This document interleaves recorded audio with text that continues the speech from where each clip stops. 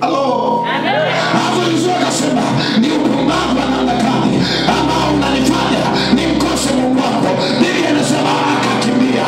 Na yule mwanamke akapiga kelele, alafu ikulu nzima ikagundua ya kwamba Yusufu alitaka kufanya jambo. Na ile jambo ambalo hakutaka kufanya Yusufu likamhukumu Yusufu na kwamba aende gerezani. Sikiliza, Mungu ana kanuni ya kukupitisha hatua moja, hatua ya pili, hatua ya tatu, mpaka hatua ya utimilifu wa jambo ambalo Mungu ameliweka ndani.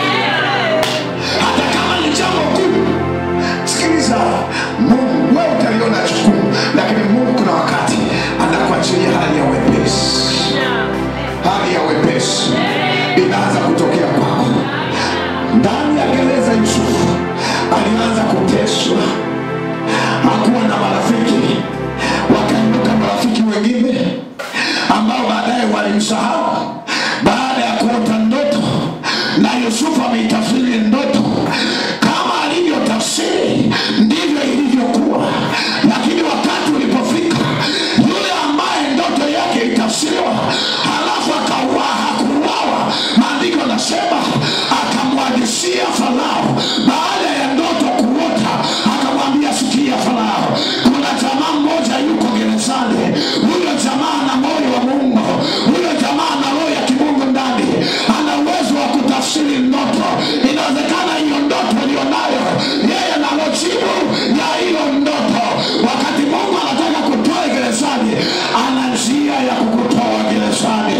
Wakati Mungu ana njia ya kukuinua, Mungu anaitokeza njia ya kukuinua. Biblia inasema alipoambiwa hivyo, maandiko yanasema akamuita Yusufu, akanyolewa nywele Yusufu, akavikwa vazi la kitani, akapewa viatu. Halo. Alafu alipotafsiri ndoto, huyo Yusufu akapewa mamlaka, akapewa gari la pili, yani la Farao la kwanza, alafu la yeye la pili linalodhihirisha utukufu. Akapewa kuwa waziri mkuu wa nchi ya Ugeni. Halo. Akawa waziri mkuu wa nchi ya nini? Ya Ugeni. Maana amesha tafsiri tayari ndoto. Yule Farao ameshaambiwa habari ya ile ndoto, ya kwamba ndoto yako hiki kuna wakati wa njaa, lakini sasa ni wakati ambao tunahitaji kuhifadhi chakula, maana mbele kuna njaa inakuja.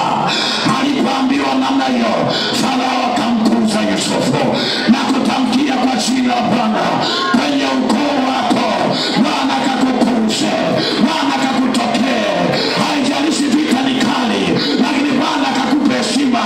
Haijalishi maadui ni wengi, lakini Bwana hao maadui akawakamate moyo wao. Baada ya njia kufunguliwa, wakasema ukabarikiwe kwa jina la Bwana, nami nikatamkia hao maadui zako wakakubariki kwa jina la Yesu aliye hai. Shida ni kutokusoma nini? Neno. Halo. Njaa ilipoingia mahali ambapo yuko baba yake, baba akasema nendeni Misri, nimesikia kuna chakula kule. Kumbe ndio wanaenda kukutana na yule waliyetaka kumuua. Kuna mtu ananielewa hapa? Yaani Mungu ana tabia ya ajabu. Ndio maana Biblia inasema ni akili za Mungu hazichunguziki. Hata ukae ukichunguza huwezi kumpata Mungu. Ni Mungu wa tofauti.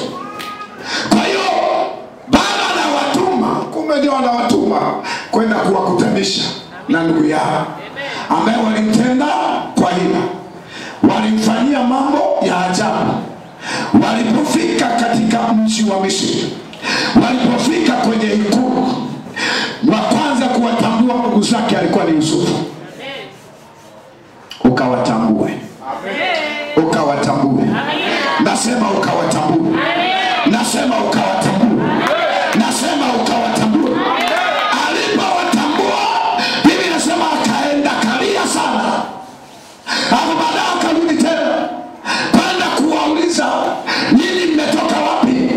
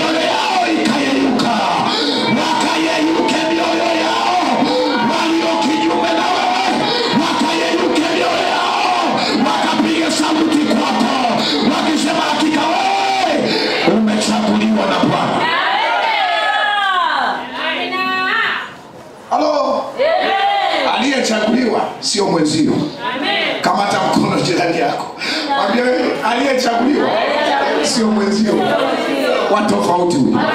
Ukicheza na umeisha. Sema amina. Sema amina. Kijana mdogo lakini ameitwa na Bwana. Bwana amempaka mafuta. Usiponyenyekea, nataka nikwambie unajipotezea muda mwenyewe. Halo? Halo? Biblia inazungumza inasema